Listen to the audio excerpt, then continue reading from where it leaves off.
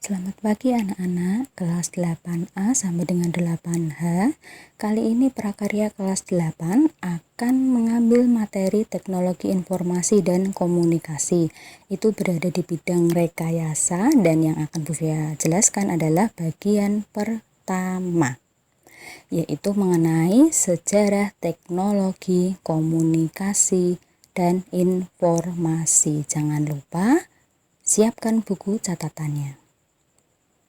Selanjutnya adalah tujuan pembelajaran yang kita capai, yaitu setelah mendengarkan penjelasan dari Bu Fia, kalian mampu memahami perkembangan media komunikasi dan informasi. Selanjutnya kalian dapat mengkomunikasikan mengenai sistem komunikasi dan informasi. Nah, awal mula sistem komunikasi dan informasi adalah melalui gambar. Ini berasal dari masa prasejarah, yaitu pada zaman manusia purba. Ini merupakan lukisan manusia purba di gua. Apakah sudah mengenal tulisan? Belum, karena manusia purba itu hidup pada zaman praaksara, sehingga mereka hanya dapat menggambar, mengungkapkan apa yang mereka kerjakan.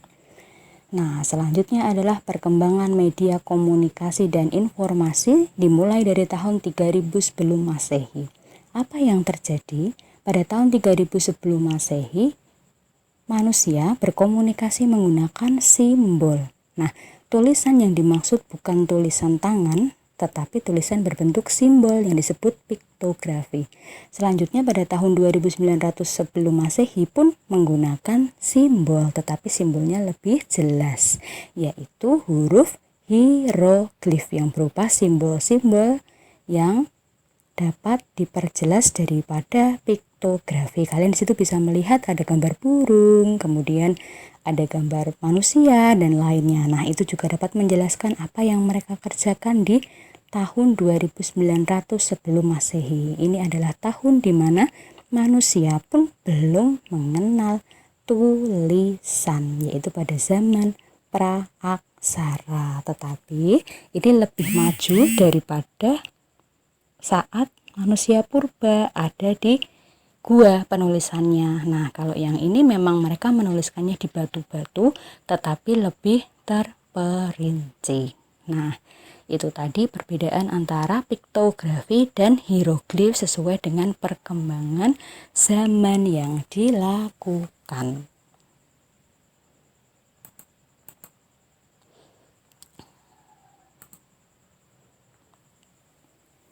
Selanjutnya adalah di tahun 500 sebelum Masehi. Apa yang terjadi? Di tahun 500 sebelum Masehi terdapat atau ditemukan serat papirus. Nah, serat papirus ini digunakan untuk berkomunikasi, bisa berupa gambar seperti yang kalian lihat, itu adalah gambar Cleopatra, dan yang sampingnya adalah berupa tulisan. Jadi, serat papirus ini pengganti kertas pada zaman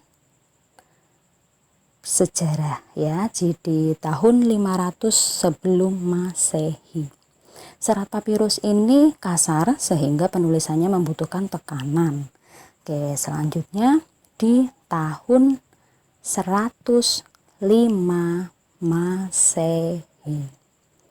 Ini adalah tahun di mana manusia sudah dapat menuliskannya dengan menggunakan bahasa-bahasa yang sudah ditemukan. Nah, tahun 105 Masehi, tulisan ini ditemukan oleh bangsa Cina dan medianya pun ditemukan oleh bangsa Cina pula, yaitu blok kayu yang dirubah atau fungsinya disamakan dengan kertas. Nah, jadi awal mula penemuan kertas di tahun 105 Masehi.